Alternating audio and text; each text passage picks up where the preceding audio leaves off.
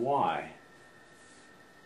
I have felt very depressed. I felt like life is hopeless.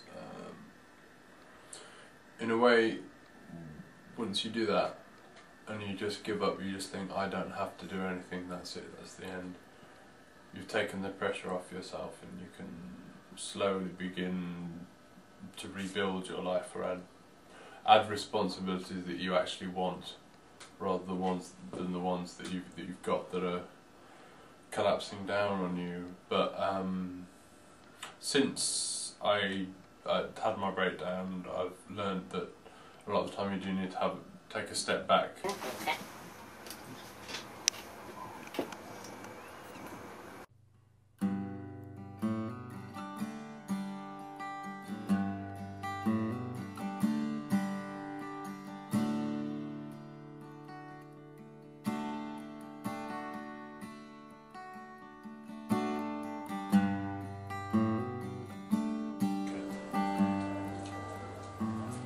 Okay, well, let's see. Say you opened your window to a new view this morning. What would that view be, and why?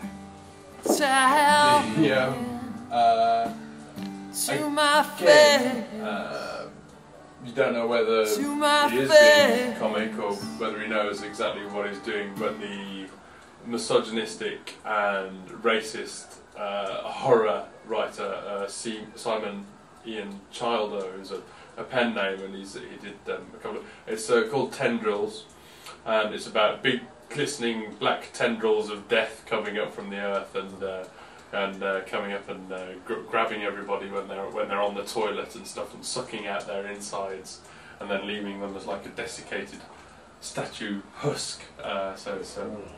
Well, these things get to London and breed in the sewers, and the SAS have to go in and blow them up. But you know, all the criminals are ethnic minorities in there, and there's some very very misogynistic sex scenes in there as well. And you don't realise exactly whether he's taking the piss out of this kind of schlock horror writing, or whether he's just doing it, or whether that's his real outlook on life.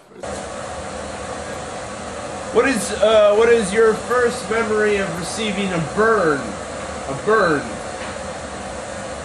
This one girlfriend, a very sticky out belly button. When you pressed in her belly button, her inverted nipples popped back out again. So it wasn't that bad, but the problem was that when you did that, she also turned evil.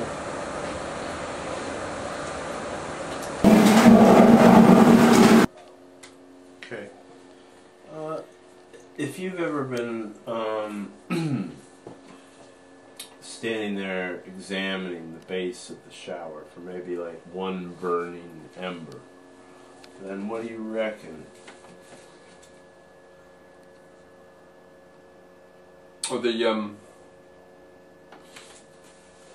I would say that the depression came after the drug abuse had stopped.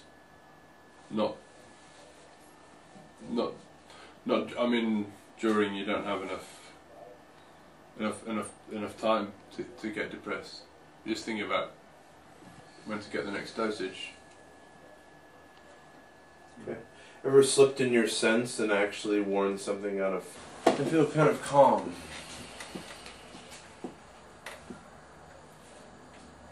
How far have we got? This will be number 13. Out of 77. Out of 77. Brilliant.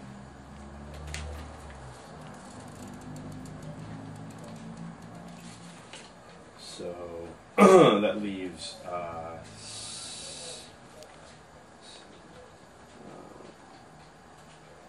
no, number 12 was the last one.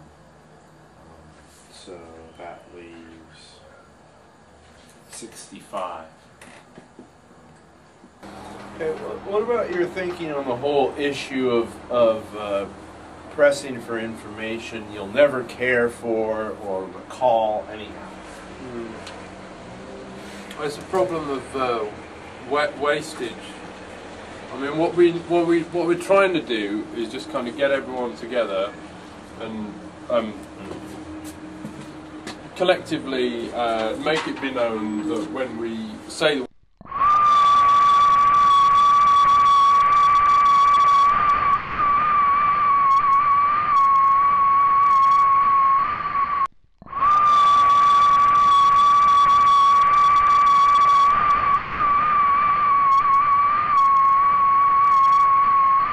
and then, you know, if we've described that, that's okay. Just we'll save 5 letters.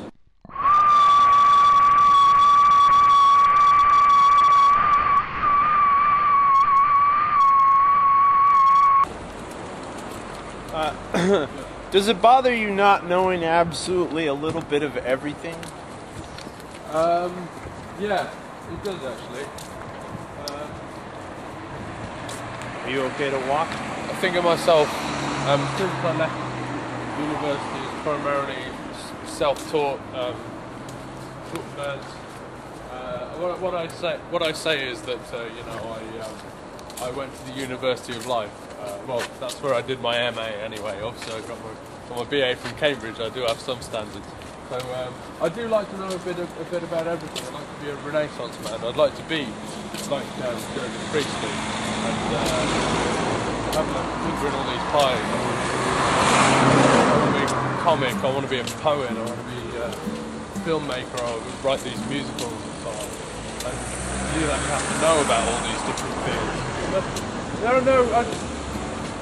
I think the answer is probably ultimately though no, because there are things that I really don't want to know about, like sport and snooker, which just don't interest me, because not because they're not interesting themselves, but just because there's plenty of other things that are a lot more interesting, you know. And some things, everything's autistic. All knowledge is autistic and specialised, but some of it's more than others.